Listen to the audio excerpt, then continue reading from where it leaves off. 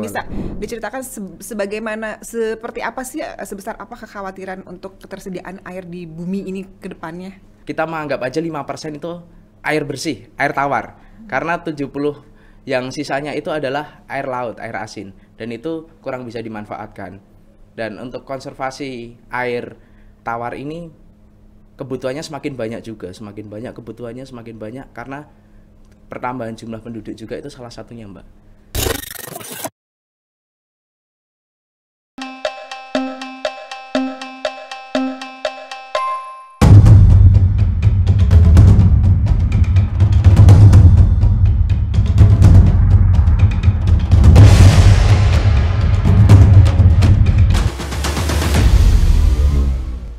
Halo Sahabat Tangguh, jumpa lagi dengan saya Trevi Jenti Puspasari dalam podcast Berisi, bersinergi dalam teknologi dan inovasi edisi ADEXCO, ASEAN Disaster Expo and Conference 2024 yang bersamaan dengan diadakannya Global Forum for Sustainable Resilience 2024 di G-Expo Kemayoran pada tanggal 11 sampai dengan 14 September 2024.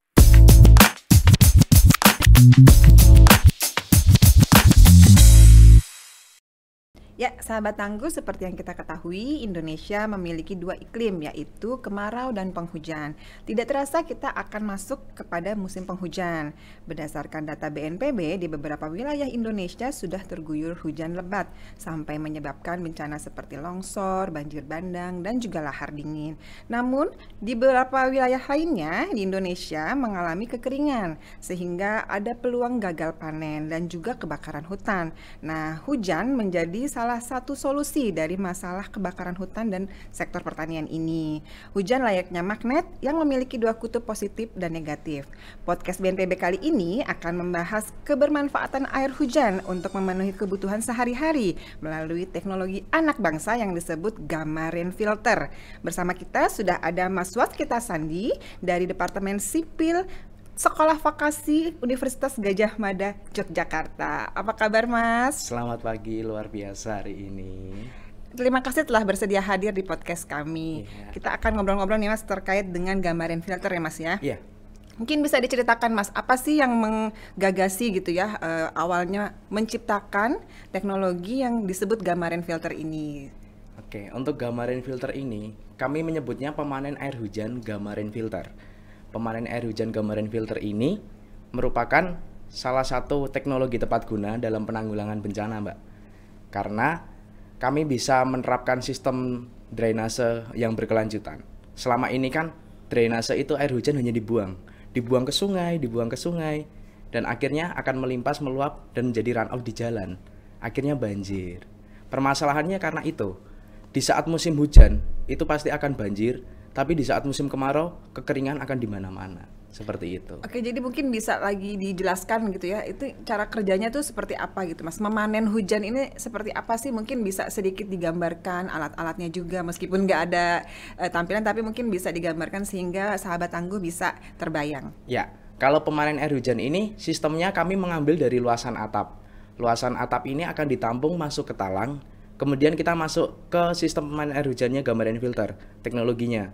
Di dalam teknologi Gamma Rain Filter itu ada 3 sistem filtrasi, teman-teman. 3 sistem filtrasi tersebut, yang pertama ada saringan daun, kedua ada saringan debu halus, dan yang ketiga ada saringan debu kasar. Seperti itu. Oke, nah sekarang kalau kondisi sekarang, di sini dari tahun berapa Gamma Rain Filter ini diciptakan, kemudian sampai saat ini tuh penggunanya tuh sudah seberapa banyak? Kami sudah berjalan 10 tahun. Secara riset data kemarin terupdate itu sudah lebih dari 2000 alat yang tersebar di Indonesia. Paling jauh kemarin kami melihat itu ada di Raja Ampat. Raja Ampat itu dibawa oleh teman-teman KKN, program KKN juga dibawa ke Raja Ampat untuk konservasi air di sana. Mungkin bisa diceritakan tuh, Mas, gimana caranya yang dilakukan oleh teman-teman di UGM ini berarti ya, Iya.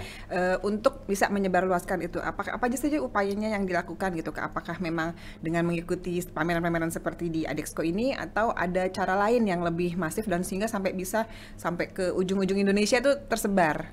Awalnya dari teman-teman mahasiswa itu ada beberapa program hibah dana dari pendidikan vokasi, pendidikan tinggi. Dari Kemendikbud itu ada beberapa kegiatan untuk hibah dana. Kami salah satunya mengikuti itu juga.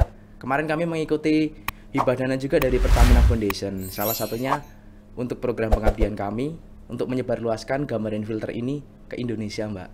Jadi beberapa penelitian dosen juga untuk kegiatan pengabdian dosen itu membawa tentang Gamma Rain Filter. Salah satunya pameran juga.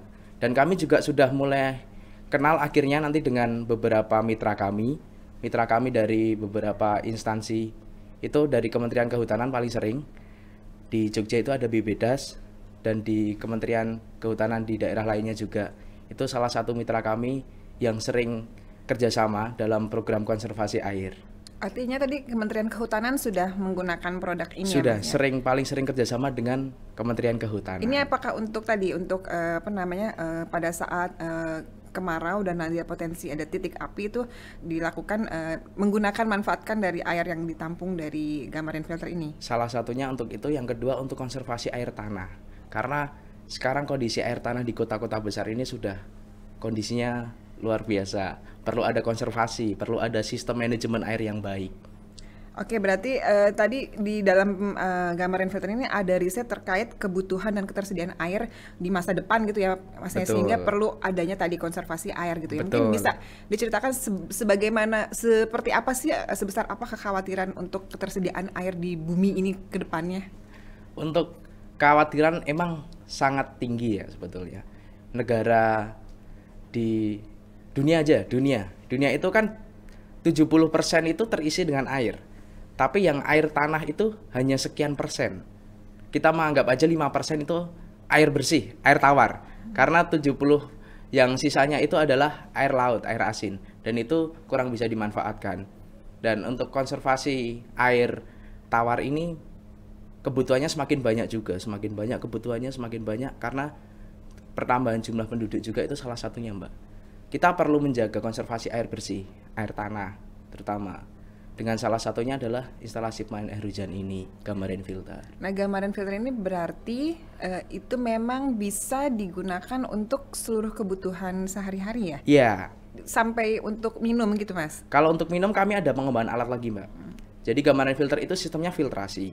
Dengan 3 sistem filter tadi ya, itu sudah memenuhi baku mutu air bersih. Tapi untuk sampai ke air minum, kami menyambungkan lagi dengan disinari UV dulu dari Gamma Rain Filter, disinari UV. Kemudian nanti akan ada proses ionisasi dengan elektrolisa. Jadi yang air basah bisa diminum, nanti yang air asam bisa dimanfaatkan untuk lainnya. Artinya tetap harus dibawa ke lab dulu gitu, atau bisa dilakukan di rumah gitu? Misalnya itu kan misalnya di rumah ya? Ya. Itu bisa dilakukan sendiri oleh yang punya rumah, atau memang harus ada bawa ke lab sehingga bisa dikonsumsi untuk minum? Itu untuk konsumsi minum kami sudah bisa sendiri di rumah. Nanti bekalnya hanya pH meter sama TDS meter. Jika itu sudah aman, bisa. Oke, berarti memang sangat mudah untuk mengaplikasikannya, Mas. Jadi skalanya memang sudah bisa dilakukan sendiri oleh rumah gitu ya, Mas? Pengelolanya dari setiap rumah-rumah itu sudah bisa maintenance sendiri, bisa manfaatkan sendiri. Itu semua peralatan, semua bahan baku tersedia di Indonesia? Tersedia di Indonesia. Nah, soal biayanya nih, Mas, mungkin ada yang pingin untuk tadi ya, daerah rumahnya seringkali daripada beli air bersih gitu ya, karena sumurnya itu sudah kering gitu, airnya juga nggak baik gitu ya, itu bagaimana tuh harga nih, Mas, untuk Gamma Rain Filter ini? Untuk harga kami menetapkan itu 10 juta, itu sudah dengan pemasangan. Nanti untuk luar Jawa mungkin bisa komunikasi lagi dengan lab kami, dengan UGM. Karena ini juga Gamma Rain Filter, instalasi pemanen hujan Gamma Rain Filter ini sudah memiliki hak paten dari dosen kami, Bapak Profesor Agus Mariono. Nanti untuk royaltinya nanti bisa untuk lebih lanjutnya dari UGM. Oke, baik. Nah, untuk skala besar tadi, Mas, itu udah pernah ada skala besar yang misalnya bekerja sama untuk daerah komunal seperti itu nggak untuk pemanfaatan Gamma Rain Filter ini? Untuk skala besar sudah ada. Yang pertama, skala besar dalam produksi air minum. Kami standarnya untuk Gamma Rain Filter, instalasi pemanen hujan ini itu 1000 liter untuk rumah tangga kapasitasnya. Dan kalau untuk kami pernah bikin yang paling besar itu 20.000 liter, itu standarnya untuk produksi air minum. Kami bikin suatu produksi air minum di Gunung Kidul. Jadi kita mengangkat bahwa Gunung Kidul yang terkenal kekurangan air nih, tapi kok bisa bikin produk air minum dari air hujan. Kami angkat tentang itu, dan itu pendanaan kami dari Pendidikan Tinggi Vokasi dengan program P2MD Pemberdayaan Masyarakat Desa. Oke, kalau terkait dengan gambaran filter ini Mas, ada nggak digandeng dengan apa namanya BPBD setempat kah gitu ya, atau yang untuk ke arah penanggulangan atau mitigasi terhadap perubahan iklim gitu? Ada nggak Mas program seperti itu? Ya, kalau untuk program penanggulangan iklim tentu saja dari BPBD sangat, kami dari BNPB juga sering bekerja sama kolaborasi. Kami juga sering mengadakan Kongres Memanen Air Hujan Indonesia dari teman-teman yang tergabung dalam gerakan memanen air hujan. Awalnya Pak Profesor Agus Mariono itu membuat gerakan memanen air hujan Indonesia dengan beberapa komunitas penggiat air hujan, dan kami juga menghadirkan beberapa instansi, salah satunya dari BNPB dalam komunikasi di Kongres Memanen Air Hujan Indonesia tersebut. Oke, berarti tadi gambaran filter ini memang sudah banyak bekerja sama gitu ya, tidak Betul. hanya di lingkup Jawa, tapi juga sudah di luar Jawa. Betul. Kemudian lintas KL pun juga sudah bekerja sama gitu ya. Betul. Nah, Mas, kalau untuk tadi kan gambarannya kesannya ini untuk install di rumah ya. Iya.